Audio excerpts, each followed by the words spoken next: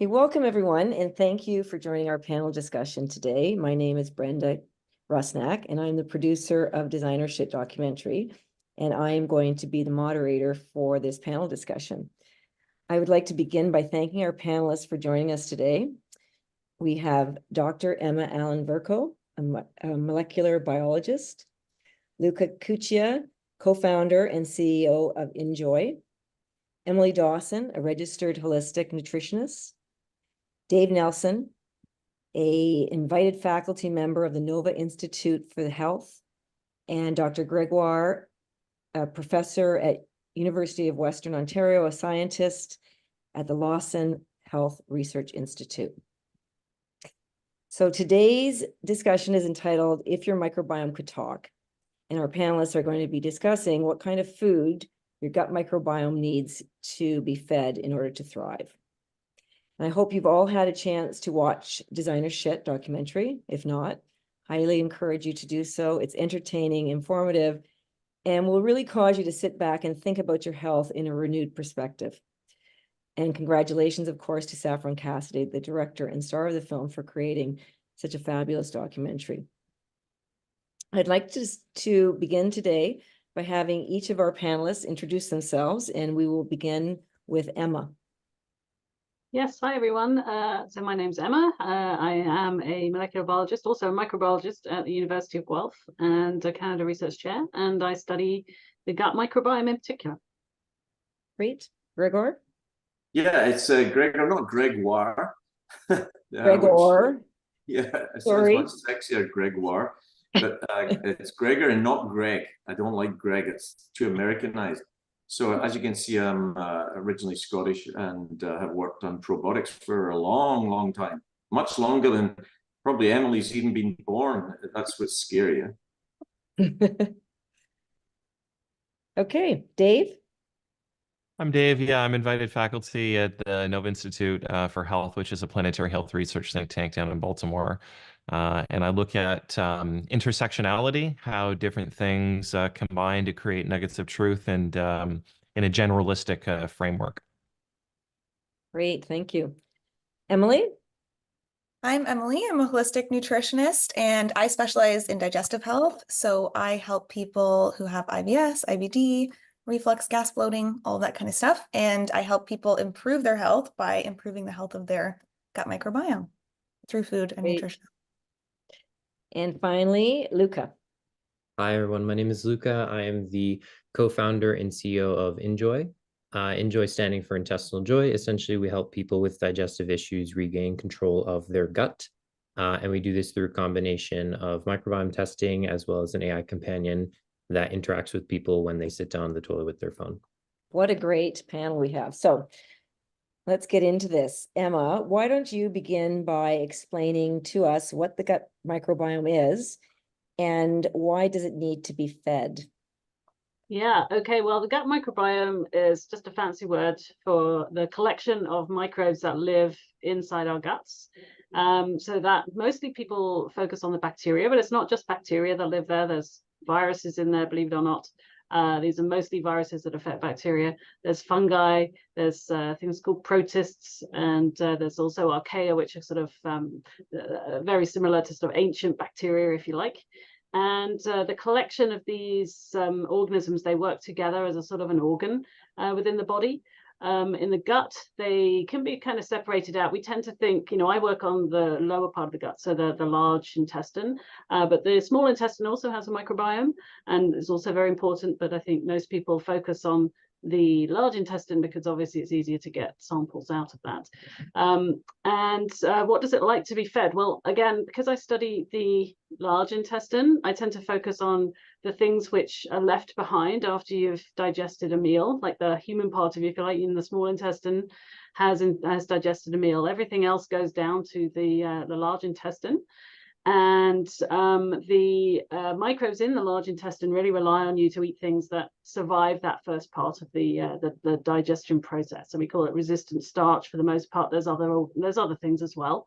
And those, when we hear when we hear Health Canada or whatever tell us that we have to eat more fiber, that's probably why, because it's mostly the fibers that make it down into the colon, and that's what our microbes like to eat. Not all of them, I'm generalizing, but the beneficial parts of our gut microbiome, if you like, if they have these fibers, then they can produce beneficial substrates from them that we can use, metabolites that we can use. Great, thank you. So Emily, first, before I get into it with you, can you explain the difference between a dietitian and a nutritionist, and then specifically the difference between a regular nutritionist and a holistic nutritionist, which is what you are? Yes, definitely. I think this is a question I get all the time. So dietitians and nutritionists, we're both basically looking at how we can use food to optimize people's health and help them feel better. But with dietitians, they follow more government regulated guidelines. So a lot of the recommendations are going to be closer to what you'd see, you know, with the Canada Food Guide and through Health Canada and that kind of thing. Whereas nutritionists are focusing more on things like food quality and food sustainability. And we're looking more specifically at maybe how certain nutrients in certain foods can help optimize people's health and help people with different diseases and ailments and health concerns and things like that. Most nutritionists are actually holistic nutritionists. But with holistic nutrition, we're looking at more than just food. So we're looking at the person as a whole, and we're taking into account things like their emotional health, their spiritual health, even their stress, their lifestyle, their eating habits, all these different things. And we're using all of those together to figure out how that kind of impacts someone's physical health. We're also really trying to figure out the root cause of health issues. And oftentimes, you know, that does stem from the gut, and I'm sure we'll talk a lot about that today. But basically, we're looking at how all of these different factors in someone's life can interplay and intertwine together to impact their physical health, and then using natural practices to help basically bring people's health back to an optimized level and have them feeling good. And how do you determine that though? Like, how does a holistic nutritionist know what the optimal diet is? And do you take the microbiome into consideration when you're making these recommendations? Yeah, so in terms of how we know, you know, what an optimal diet is for one particular person, there's a lot of things that I would say I'm considering with my clients. You know, we want to look at things like underlying health conditions and genetics, and even where they live in the world and the foods they have access to and things like that. But I think there are some key principles that we always want to keep in mind with a healthy diet. And yes, I am definitely always considering the microbiome and keeping the gut top of mind, obviously, because I'm a digestive nutritionist, but also because I truly believe that the gut is at the root of so many different health conditions. So supporting that and optimizing that is really, really important. And that's one of the first things I work on with every single client, for sure. Great. Okay, Gregoire. Pre and probiotics are your areas of expertise. And in fact, this whole area has become a multi-billion-dollar business. Can you first explain to us what they are, what's the difference between a pre and a probiotic, and how they work? Okay, so I'll take up the rest of the session. No one else needs to speak, so that's great. Yeah, it's quite the topic, because so many people get it wrong, and it's actually very surprising how many people get it wrong. I even asked a colleague the other day, is inulin a prebiotic?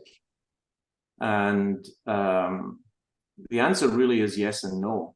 And the reason it's no is because it's not just inulin, it has to be the dose of inulin. So if you take inulin at 0.1 nanograms, it's not going to do anything to the beneficial microbes in your gut, and therefore it's not a prebiotic.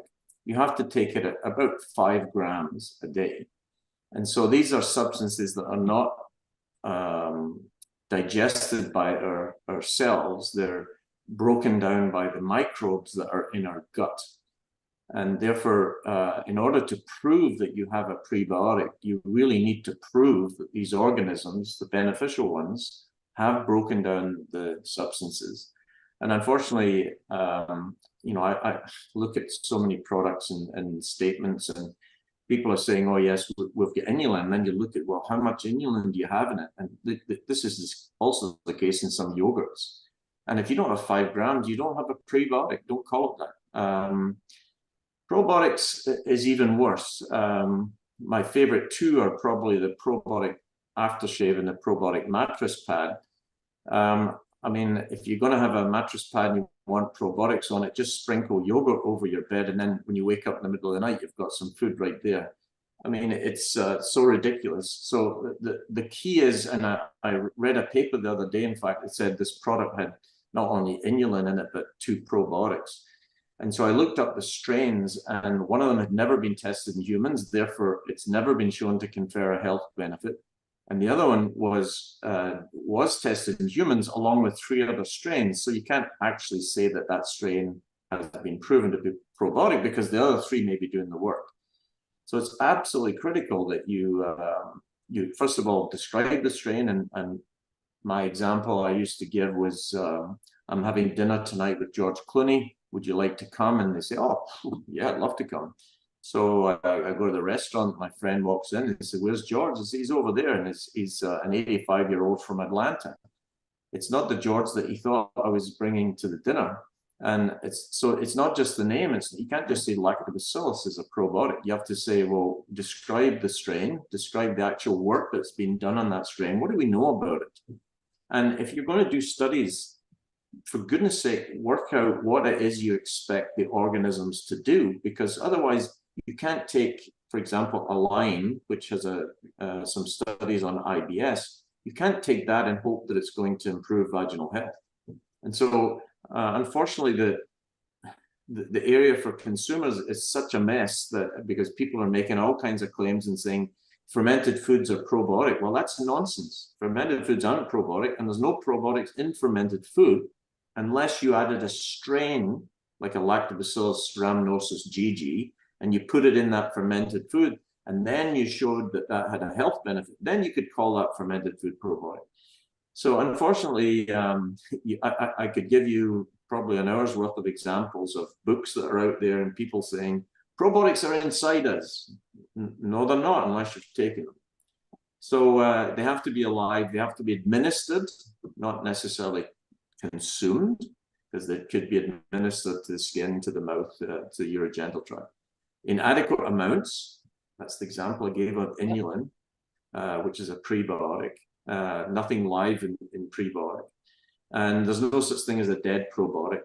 That's now nonsense. It's probably more fitting for a postbiotic, which is a completely other different term. So I know it's a long-winded way of answering the question. That's okay. I have another question for you though. So obviously there's a lot of pre and probiotics that are not what they claim to be. But does somebody have to take a pre or probiotic if they're eating a healthy diet and don't have any health issues? Or is it something you take if you have gut issues? Or do people take them, and let's assume that what they're taking is in fact a true prebiotic or probiotic? Do we need to take them at all if we're eating a healthy diet and have no gut issues? Yeah, so I mean that's a very tough question, and it's not easy to give a generalized answer. So first of all, it depends on what people describe as they're taking as a healthy diet. I mean, maybe it includes a Mars bar. I don't know. I mean, so everyone's different. If they're taking fermented food, then I would say that's pretty good, because you're at least replenishing some of the beneficial microbes that you poop out every single day. The thing about healthy, what do you mean by healthy, and how do you prove you're healthy? I mean, I feel healthy and I might go and get my blood tested and find my cholesterol's too high. So what do I do about that? Now, there are some strains that can lower cholesterol, so should I be taking those probiotics? You have a woman who is perfectly healthy today, but 4 times, 5 times a year, she gets a urinary tract infection. So she's healthy, but do you want to take something that helps prevent getting those infections? So I think it depends what you mean. I know there are some people who don't take probiotics because they say it's I'm healthy and it's a waste of time, but I think it depends on the situation, and it depends on the strains that you are thinking of taking and why you're taking them. So Okay. I don't know if that answers your question, but yeah, Okay. No, that I think that was very very adequate answer. Dave, you have an interesting philosophy on diet. Can you share that with us? Yeah, sure. So, I mean, one of the things that I look at when it comes to diet is where it falls in this general categorization system developed by Carlos Monteiro down in Brazil called the Nova classification. I just like to help educate people on the vast differences between processed foods and unprocessed foods in terms of dietary philosophy. You look at really long-lived countries, they don't have a high exposure that's a normal bulk part of their diet to ultra-processed food. And the controversial part is the word food. And when you pair it with ultra-processing, this has consequences for the microbiome. So I mean, one of the things that we're asking here as part of this panel is if your microbiome could talk, and my philosophy on diet is like, what would your microbiome tell you if it could request certain types of food? And I think the Nova classification system is a good example of how we can kind of like look at that as people. And so Nova 1 is minimally processed food all the way up to Nova 4, which is highly processed products that really aren't food at all. So the philosophy on diet really comes from the idea that we really need to understand what we're eating with a better, a little bit of better resolution, and the consequences for what our microbiome is going to say if we put, certain ultra processed products down the oral tube versus, maybe some fermented food like Gregoire was talking about. Okay, that's great. So Luca, obviously there's different approaches, guidelines, recommendations, and just from listening to this panel discussion, you can see as a consumer, it can be somewhat overwhelming because there's a lot of information out there. And, a lot of times we follow recommendations and guidelines, and we find that in fact, they make our gut symptoms worse. And we're now moving as a society, hopefully, towards personalized medicine approach.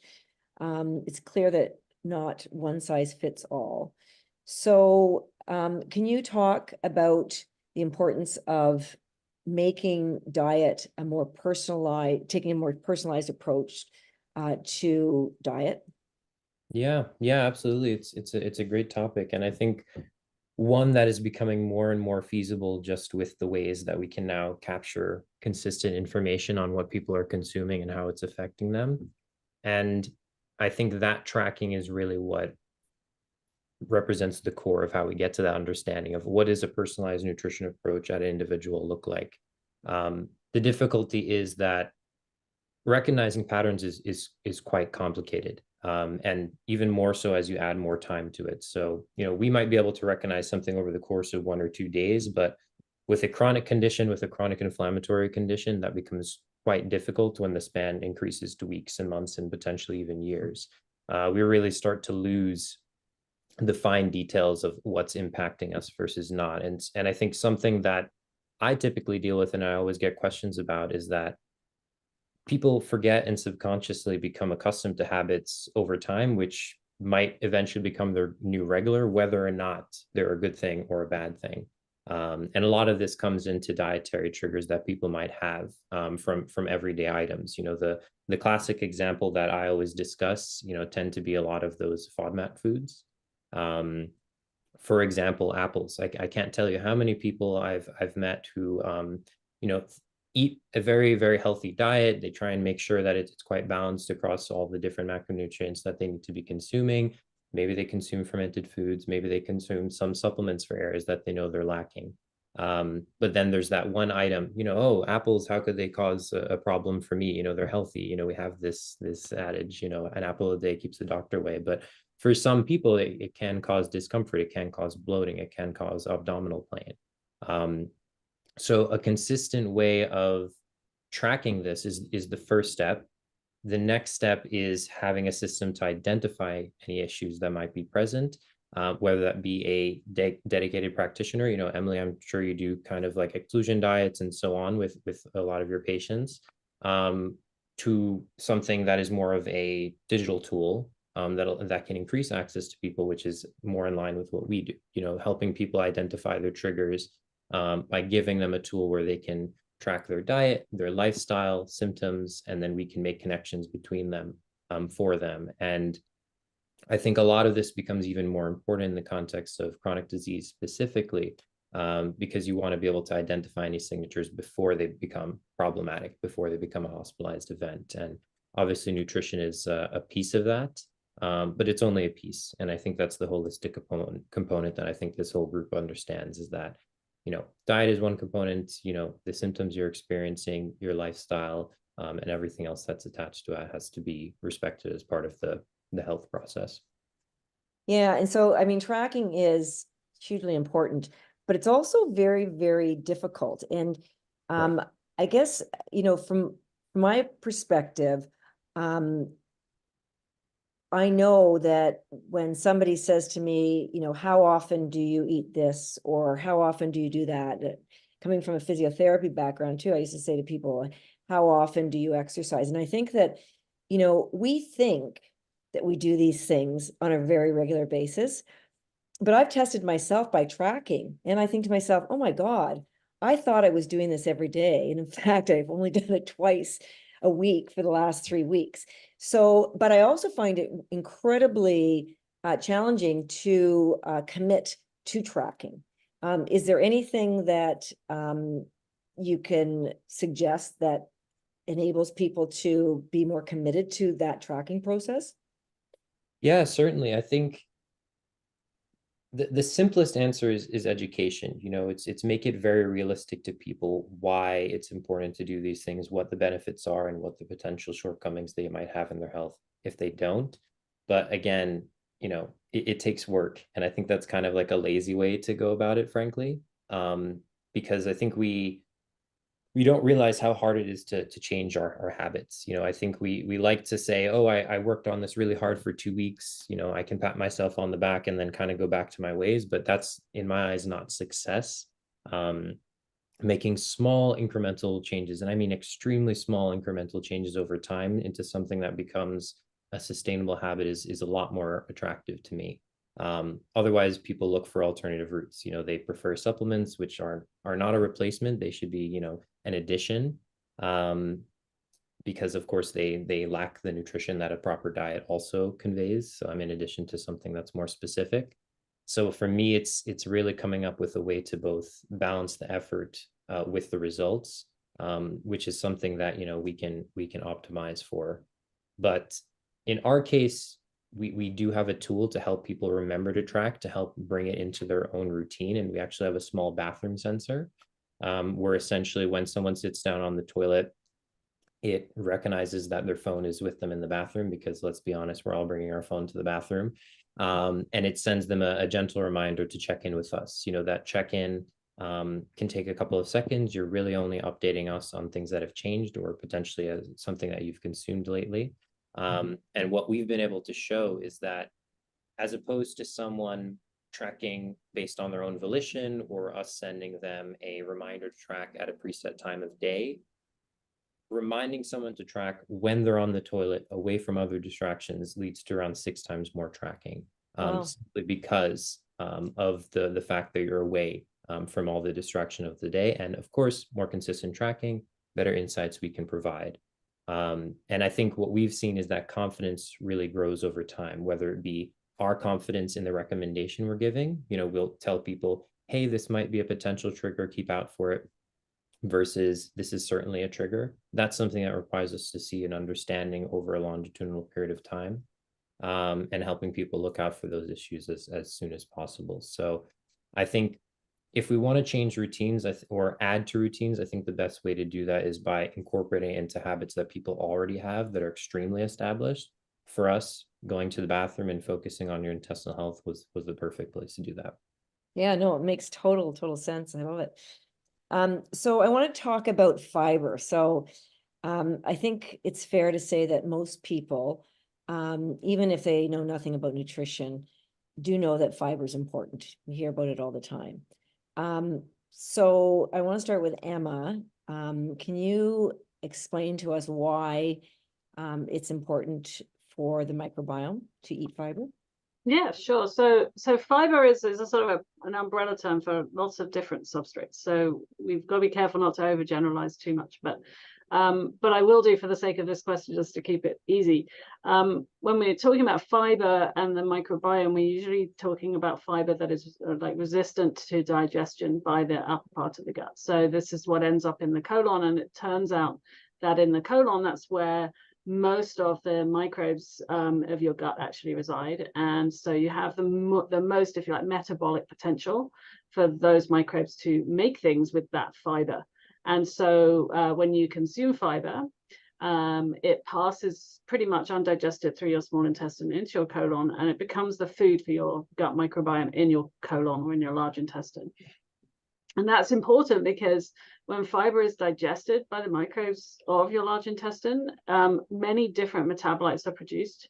And so generally speaking, and again, I'm really generalizing, and so any biochemist here can slap me on the wrist later, but the microbes fall into kind of two, or gut microbes, I should say, fall into kind of two broad categories, or maybe three. There's ones which like to eat fiber for a living. There's ones which like to eat protein for a living. And then there's ones which can kind of do both, and they kind of switch from one to the other depending on whatever is most available to them.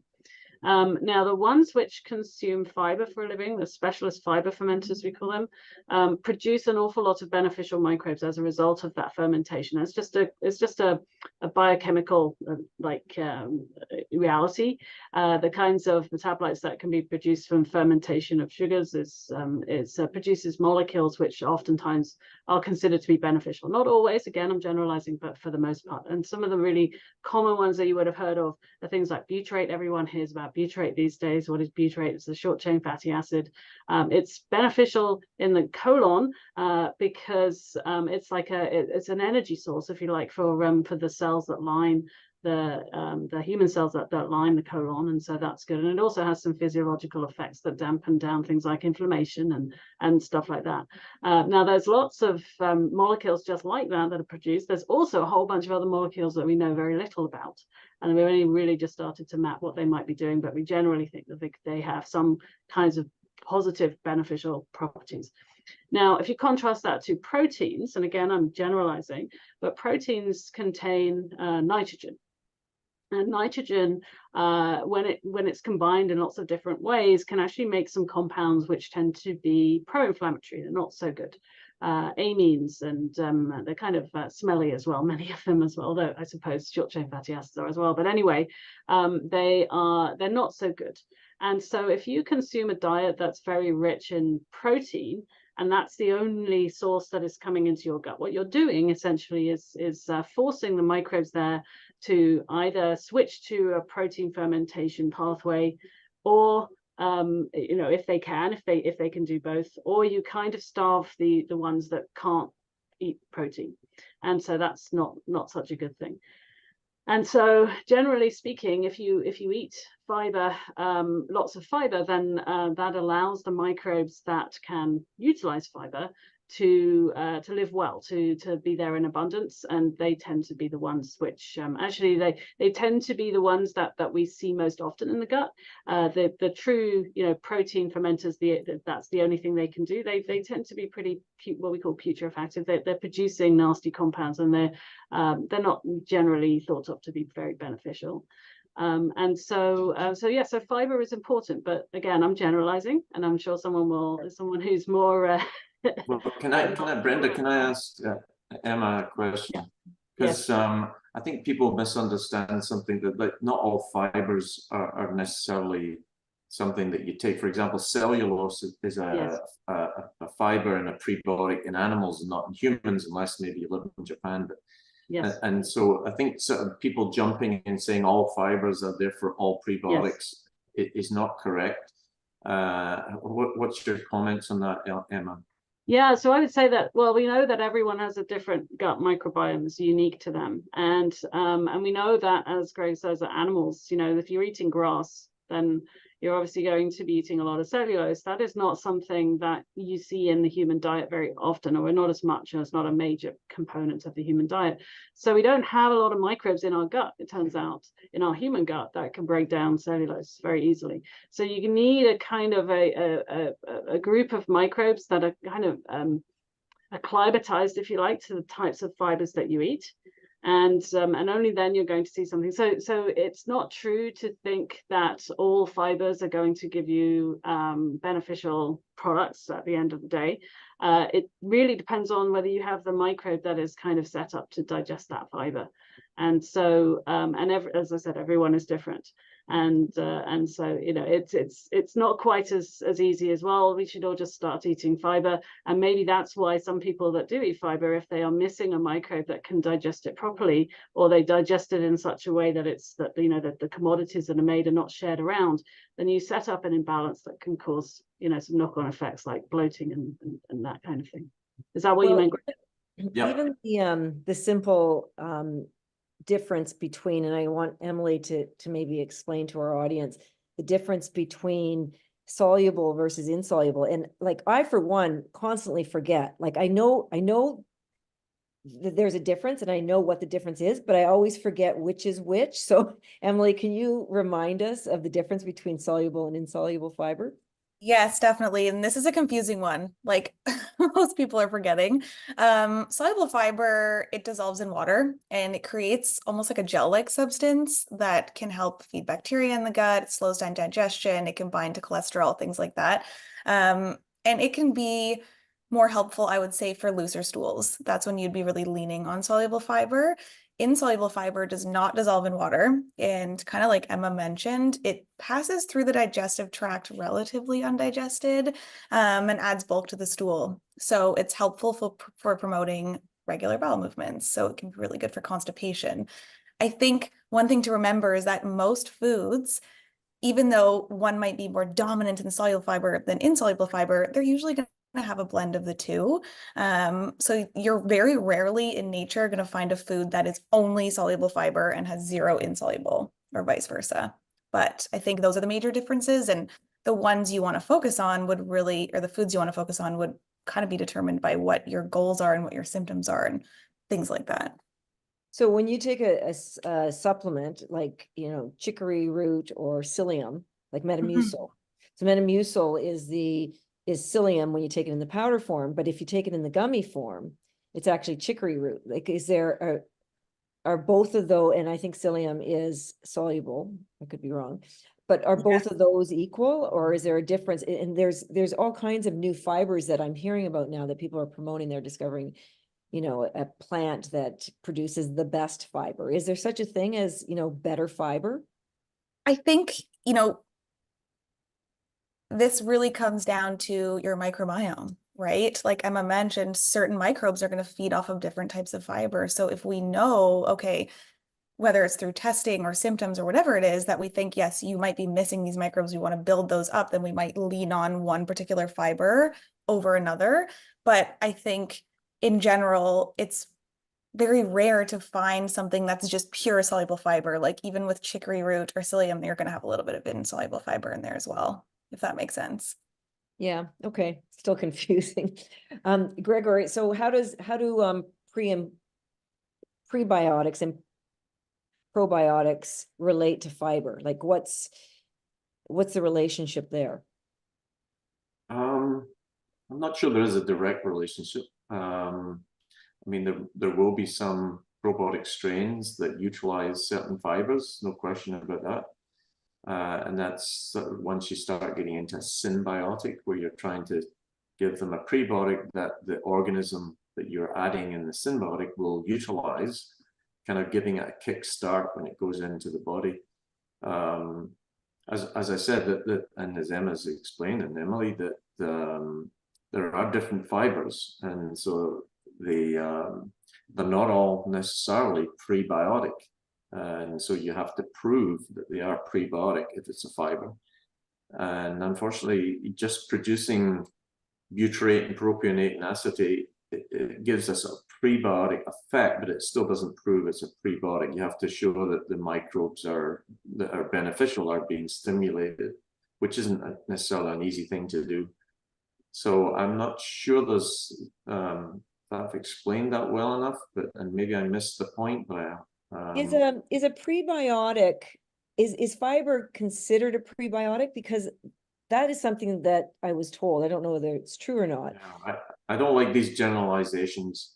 You know, it's, as I said with inulin is not a prebiotic, and yet everybody says it is. But it's only if you take it in five grams. So if you take the right fiber and it stimulates the right organisms and you get a beneficial health benefit, yeah, you can call that a prebiotic. But I hate sort of, it's like saying all lactobacilli are probiotic. I mean, that's nonsense. So I don't like generalizations. Okay, so Dave and Luca, would love to hear your thoughts on how an average person can take all this information and, I guess, figure out what is right for them. So Dave, we can start with you maybe. Sure. Again, I think my personal preference there is to take the approach of eating a whole foods diet, as Gregoire and Emma both alluded to, and Emily alluded to. I mean, there's a lot in the natural world that we actually don't know how it works just yet. We don't know what the proper pairing is with certain types of foods to their competent probiotic strains or microbial strains that they happen to have resident inside of their gut. So we're still learning about that stuff. But I think if eating whole foods, the studies that have come out have shown us anything, is that they create a much more diverse microbiome in human beings at the very least, and in animals too. And different things have different effects for different people, like everyone was talking about before. So fibers, it's on a slider in terms of what it can do for some people. Beneficial, maybe non-beneficial, depends on the tax of bacteria maybe you have in your gut. I would like to just point out that Gregoire actually has the paper on this in the literature. It's the Gibson paper published in 2017, published in, I believe it was Nature Hepatology and Gastroenterology, where they provide a framework about what fiber is, what candidate fibers might be prebiotics, what the qualifications are for those things. And so, I mean, if you've got a little bit of a nerdy audience, they want to go check it out. I mean, I think you'll provide the link for them. But it's a really interesting read about that, and it's been cited, I think, over 3,500 times. So that would provide a lot of valuable guidance about where we need to go in terms of the fiber conversation, and then how our microbiome is talking to us to respond to say, yay, this is good. Keep giving me more of that. Lower inflammation, more energy, stuff like that. Less disease, more flourishing. Or don't give me more of that. It's not doing well and I'm gaining weight. I have diabetes now and, metabolic syndrome and all the comorbidities that kind of rise out of general malaise and unhealth. There's a lot of crosstalk in the gut. So that 2017 paper is a good place to start if you're really interested. Okay, thank you. Can I just say, I agree with you, Dave. And the same for the Hill paper 2014 for probiotics. But the people that really need to read those are probably the physicians and the dietitians and nutritionists, because it's going to be hard for lay people to really understand it. But first of all, more people should read it.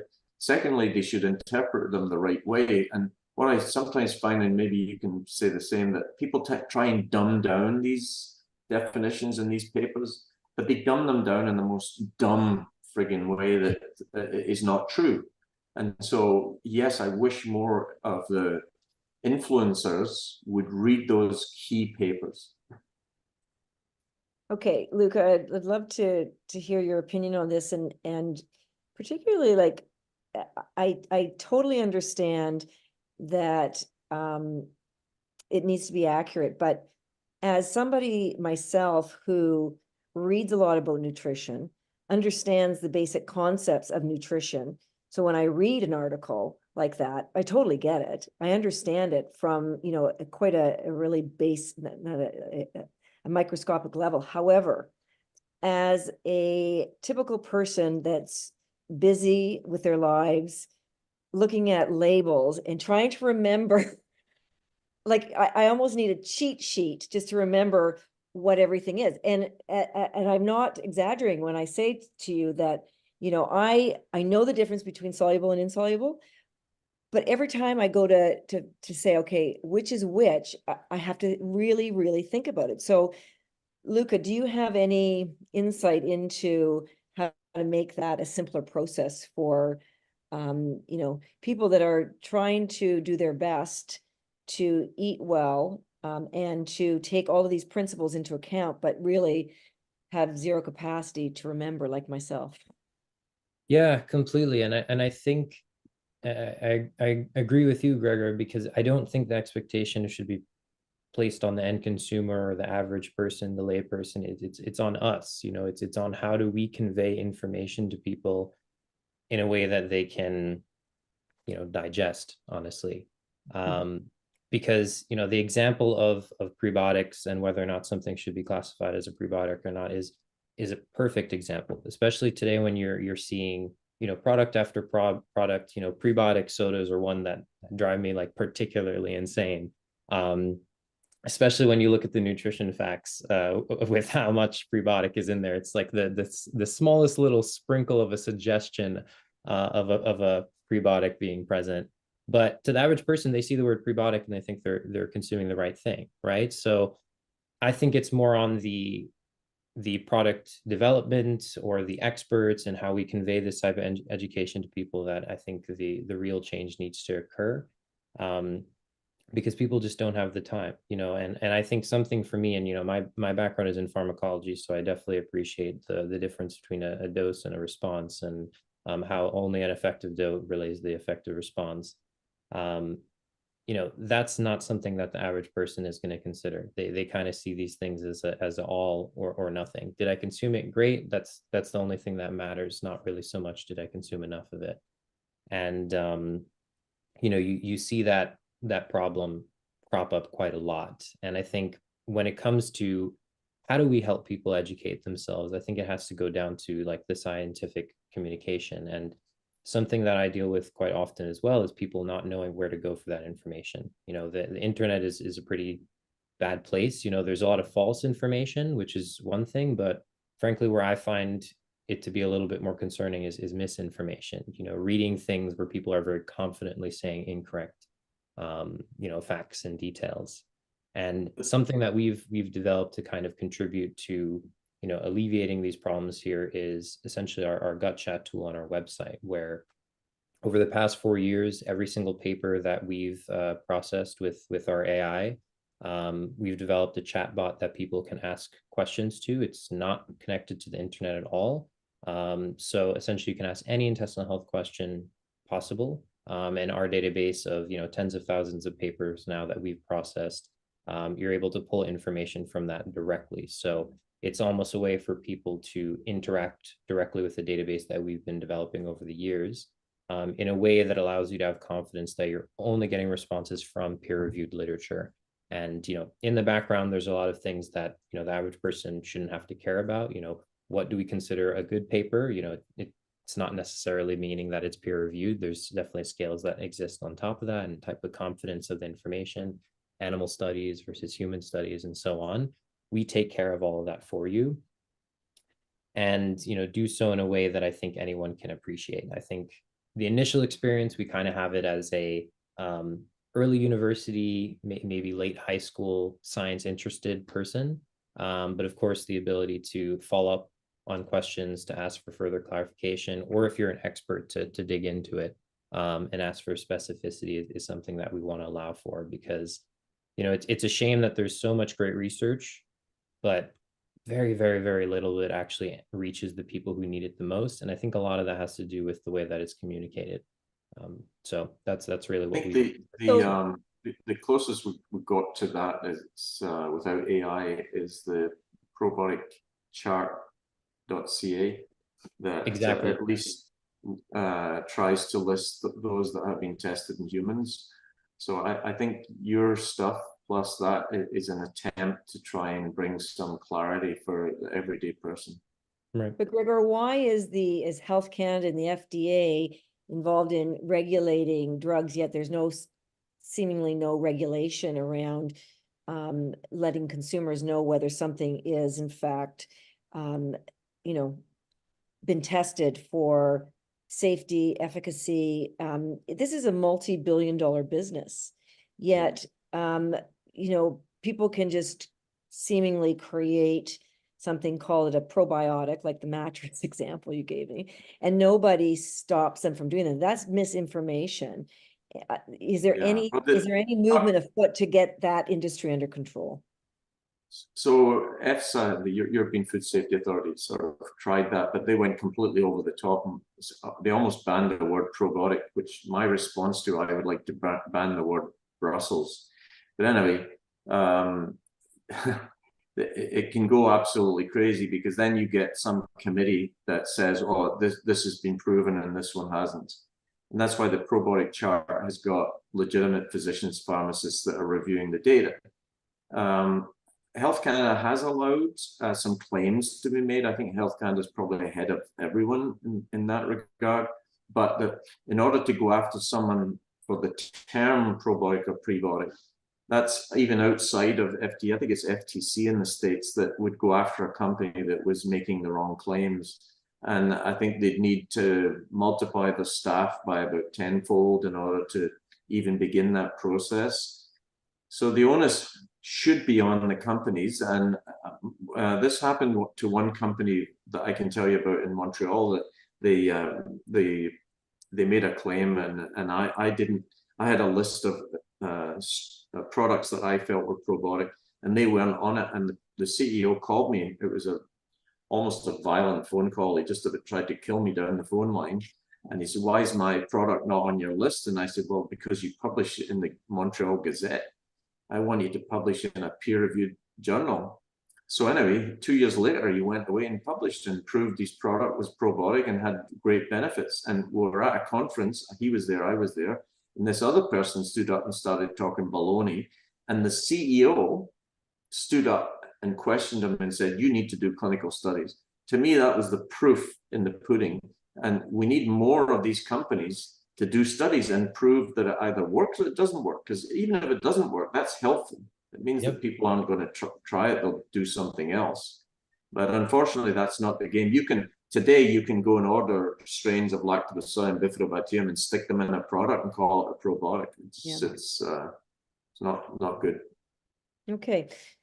So just switching gears a little bit, Emma, food cravings and feeling hungry. A lot of people struggle with, weight control, resisting cravings. How is that tied to the microbiome? Yeah, that's a really tough one, because I don't think that anyone really knows the full answer to that. But what we do know is that there is something called the gut microbiome brain axis, and we do know that there are signals traveling. We don't quite know how yet. There's probably multiple ways, but there are signals traveling from the brain to the gut, and the gut to the brain, and from the brain to the gut microbiome, and the gut microbiome to the brain. And so it makes sense to think that if you're eating something that a specialist fermenter in your gut is then taking and producing a molecule in response to that may have an effect on the brain. Now, the problem is that those kinds of studies are very hard to do.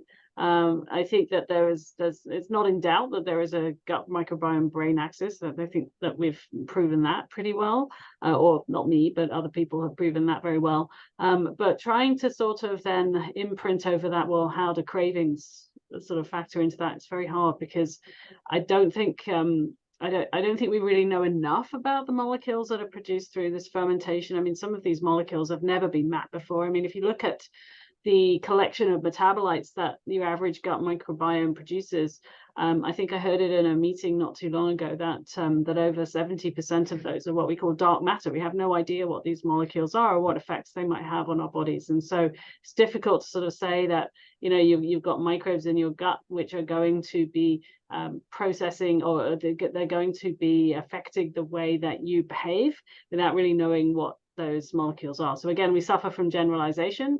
We know that it's probably happening, but until we kind of really look at it in a bit more detail and do the studies, we can't say that for sure. And so when it comes to food cravings, you can kind of see how what I've just described might play into that kind of scenario. But again, I don't think, to my knowledge, unless anyone can correct me, I don't think it's been proven any way or the other yet. But it does kind of make sense. So it's got some truthiness around it, but that doesn't mean that it's true. You have to kind of do the studies to prove that first. And I think that's it's an interesting area of research. It's where we are. The day I went and bought gasoline, all I wanted to do was buy gasoline. I came out the shop holding a dairy milk. That was my microbes. That was telling your me. secret. Yes. As long as you don't pour it into your car, it's okay.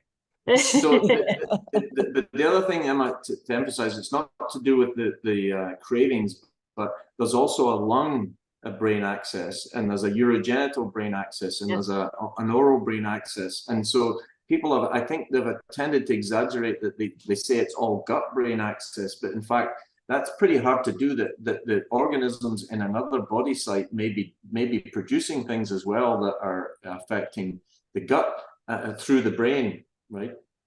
Yeah. And I wanted to give Dave, I'm going to come back to that in a second, but I wanted to give Dave an opportunity to talk a little bit about how different vulnerable populations are differently affected by the microbe and mental health connection. Yeah, it's a great question. I think there's emerging research to show that there's a relationship between certain types of microbiome diversity motifs in the gut and mental health outcome.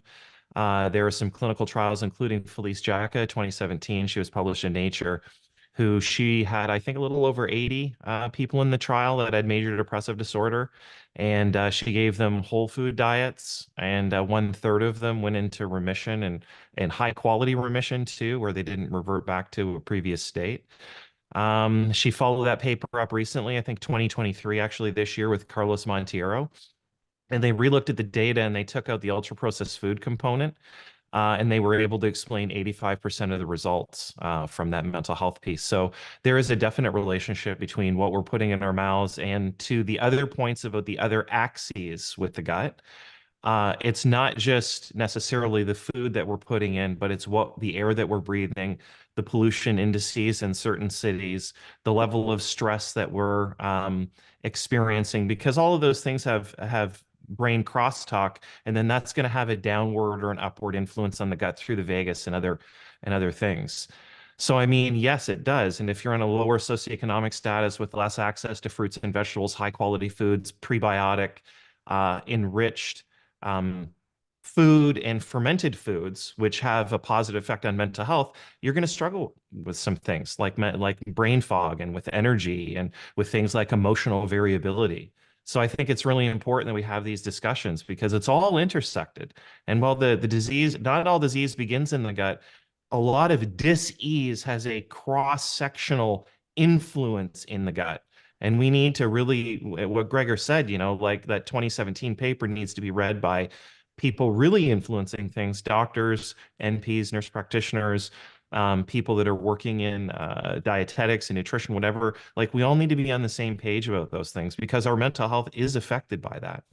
So can I ask you, Dave and Emily, we haven't commented on pesticides and heavy metals and pollutants, which of course would come in through the gut and through the lung. And it seems to me that they definitely influence our health. And unfortunately, they're influencing certain communities. I hate to think what living in Sarnia is like. So what's your views on that, and how might we find out if people are exposed to those compounds?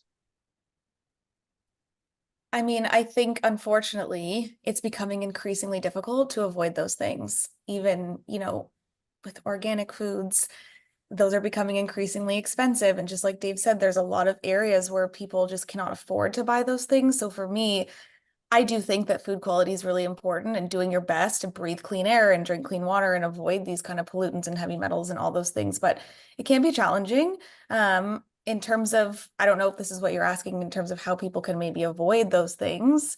I do think even paying attention to something like the Dirty Dozen list and the Clean 15, like that can be helpful, right?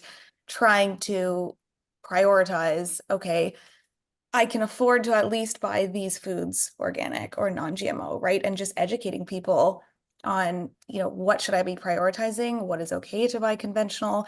Unfortunately, I think there are situations where it is unavoidable, but that's where, from a holistic perspective, I'm helping people even focus on supporting detoxification and supporting their gut as best as they can to make them more resilient against these things. But I don't know, Dave, if you want to comment a little bit more on the impact those things are happening. Yeah, sure. I mean, this speaks, directly into planetary health, specifically, Gregoire, from my perspective. So I'll tell you, I think it's twofold. I think you need three things to happen simultaneously on one side. Governments, communities, and people need to be informed about what commercial agriculture is actually doing, and then how we can manage those things, because that's the signal in the data in the literature is coming out fairly strongly now. The other thing that we need to admit is that there's an edible microbiome that is on the foods that we're eating and in the foods that we're eating that has a transient relationship with our oral resident gut microbiome. So I think there's two things there. Organic produce has a different complement of nutrients, phytonutrients, and as well as their edible microbiome versus conventionally grown crops. And then the residues of the pesticides, herbicides, and other things also have an effect on the different biomes of the body and the different axes. So yes, I think we do need to talk about that more openly, because I think that there's some relationships there that we haven't understood in a quality manner yet. I'm butting in, Brenda. I'm sorry about this. Okay, that's okay. Emily mentioned this horrible word detox. Oh my goodness. So I'm thinking, what's Emma going to say if we're going to tell people to get rid of all the organisms in our gut? That's horrible. So maybe we should clarify that for listeners, because some people think that getting rid of all the organisms in your gut is a good thing, and I'd like to hear Emma and Emily's take on that. Yes, I should clarify here what I mean by detoxification. I think what I'm talking about is naturally enhancing your body's ability to naturally detoxify these things. So supporting your liver health through food, for example, and using certain herbs and, making sure you're staying hydrated, supporting your lymphatic system. That is what I meant. I don't mean cleaning house with your microbiome. And I agree with you. I think with the rise, especially of social media and influencers, there's this huge trend of doing these gut cleanses. And I actually see that all the time with people taking random supplements and trying to clean their microbiome out to get rid of gas and bloating, and they end up doing a lot more damage in the long run. So I'm not a proponent for that at all, unless it's truly warranted. That is not what I was referring to. More so referring to just naturally enhancing your body's own detoxification process. I mean, I get a colonoscopy every 5 years, and after it, I say to the doctor, so how do you want to put back in the organisms that you just made me get rid of? Emma, what do you think are the implications of people doing that? Well, I think it's a really bad idea, and for all the reasons that have just been said. But I think that what people forget is that the microbiome is actually a major detoxification organ. Microbes in general, bacteria in particular and archaea have had, many, millions of years more than we have to evolve. And as a result, their biochemistries are really sophisticated. They can do things that we just can't even hold a candle to. And so if we start removing these microbes that are able to detoxify things, then actually all we're doing is exposing ourselves to more toxins that we might not necessarily be able to avoid. So I think it's a really, really bad idea. And it kind of stems back to this kind of general idea that microbes are bad, which is a pervasive view that's it's a bit old fashioned now, I think. I think we need to move on from there. But, not all, there are some microbes that are bad. But if you put all the microbes, all the species that are pathogenic or bad for you in one category, and then you list all the ones that are beneficial, the ones that are beneficial are massively in excess of the ones that are bad. So we put a lot of emphasis on the pathogens, and necessarily so they can cause us disease, but we haven't actually studied nearly as much of what these beneficial microbes and what they can do for us. And I think we'll be surprised when we start to well, I won't be, because I'm kind of seeing it already, but I think most people will be surprised when they realize that microbes, they're not out to get us. We're providing them with a nice little home. Why would they be bad house guests and cause us problems. And so we need to make you the director of the Canadian Institute for Health Research, because currently it's the Canadian Institute for Disease Research. Yes. Yeah. And there needs to be major funding on these beneficial microbes. Okay, we're coming to the end of our discussion, and I have a few questions that have been asked previously and in previous panel discussions or have been sent to us via email. So I wanted just to have an opportunity to do a bit of a lightning round set of questions, just quick answers to some burning questions.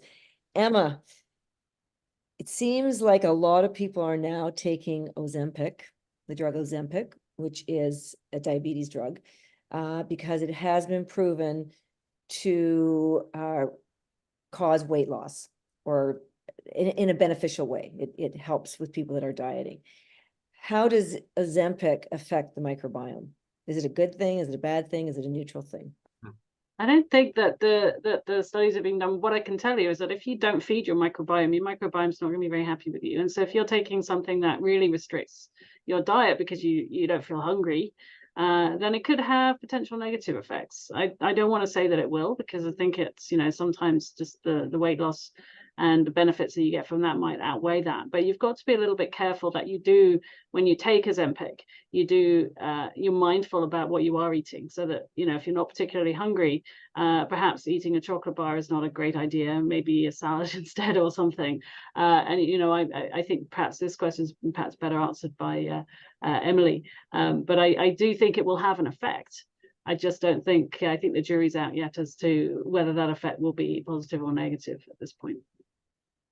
Emily, have you heard anything? I mean, from what I understand, it slows down the digestive system, which is one of the mechanisms in which it works. There's another one that I can't remember, but anything to add to that?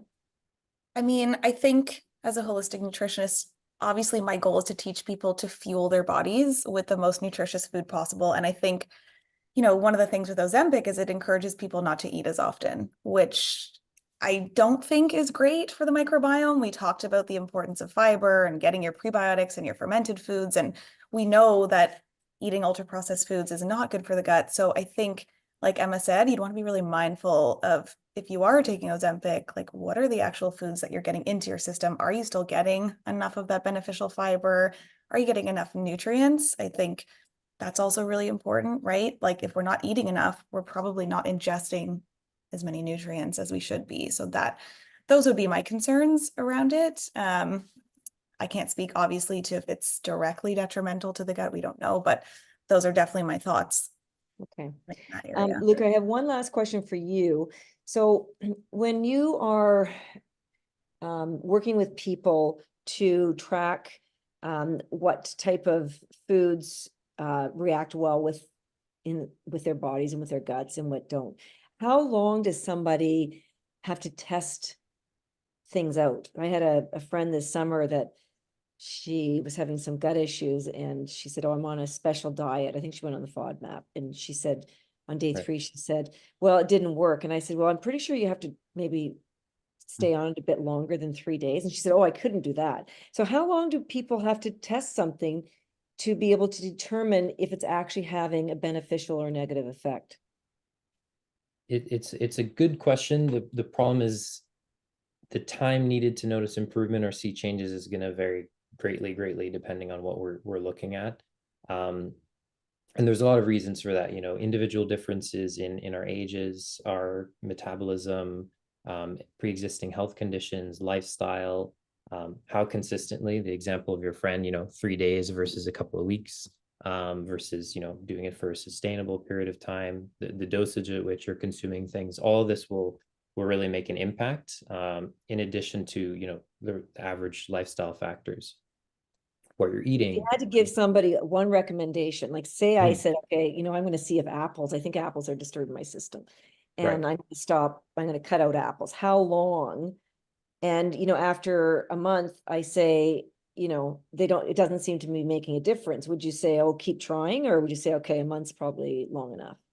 Month tends to be a good period of time for most people. I think the thing is, It really depends, right? Like the example of vitamin D, let's say, you might start to feel better in terms of energy levels and mood within a couple of days to a couple of weeks, but measurable changes in vitamin D in your blood might take several months to become present. Digestive health, can improve as quickly as a matter of days, fiber being a very obvious example of that. You can have much better bowel movements rather quickly, but significant long-lasting changes are going to take several months. So it really depends on the individual, the context of what they're taking, and kind of what the expectations around the desired effect are. Gregor, I wanted to ask you the same question in terms of taking pre and probiotics. So if I commit to taking a prebiotic, and it's costing me to take it, how long do I evaluate its effectiveness before I say it's not worth it? For the prebiotic, I think that's a bit of a challenge. I mean, if, for example, you have lots of constipation, you might see an effect within a few days. If you're looking at some other sort of marker, I think we need more research on prebiotics to find out what those would be. I'm not sure we have as much information. For probiotics, again, it depends what you're trying to alleviate or do. If you're trying to prevent recurrent urinary tract infections, then you may have to wait 6 months to know whether, because you expected to get one within 3 months and then you didn't get one for 6 months. Yep. I think it depends on why it is you're using it, and it is something you should ask yourself: why am I taking this, and what am I hoping to get from it? Because some of your requirements may in fact be unrealistic. Right. Okay. I have one more quick question for you, Gregoire, and then I'm going to give the last word to Dave because we've run out of time. But if you have a skin condition, a skin problem, do you take a pre or probiotic? Is it applied to the skin to improve the skin microbiome? Same thing with vaginal microbiome, or is an oral microbiome going to affect your skin microbiome? Well, I don't want people to think they've got psoriasis and probiotics are going to solve it. I mean, I think that you can have a skin effect through taking oral probiotics. I don't know, to be honest, that there are products on the market that are proven to work on the skin directly. I know there's been some research on that, and in fact, interestingly, even on wound healing, there's been some positive studies on using probiotics, but that gets you into a whole different ballgame, because if you have, for example, access to the bloodstream, then you're putting live organisms that could access the bloodstream, and that requires a whole bunch of safety stuff. So I think that probably oral may have some effect, depending again on the strain and the documentation. And before I go, my last comment, I wanted to just go back to what Dave said. I think the future of this is planetary health.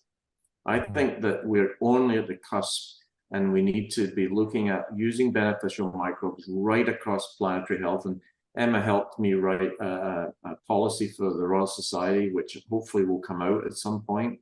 So we need huge funding for this in agriculture and insects and right across the globe. And Canada is in a good place. We could do a lot of good stuff, but we need to be thinking much bigger than just humans.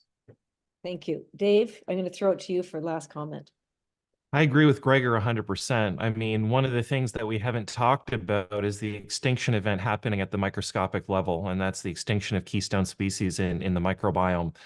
So what Gregoire is talking about is the interwoven, interdependent relationship of every living thing on the face of the earth has this intersectional, interface with planetary health, and we need to look at it that way. I'll give you a good example. There's a researcher there in Finland. His name's Aki Sinkonen, and he's actually trying to help underprivileged kids with a probiotic that he's putting now in sand.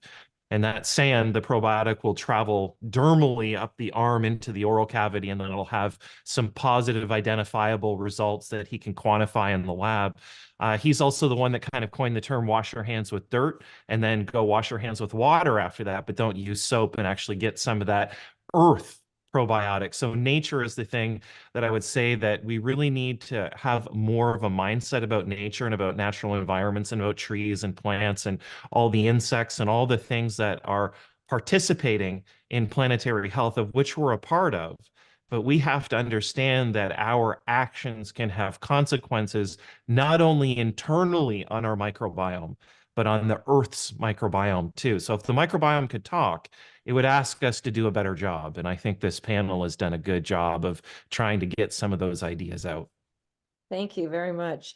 Thank all of you. This has been a fabulously interesting discussion, and I really appreciate your time and the knowledge that you've shared with us. And just as a last reminder, I want everybody to remind everyone that Designer Shit is now available to purchase or rent, either off our website, designershitdocumentary.com, or on Amazon, Apple TV, and Vimeo. Thanks, everyone.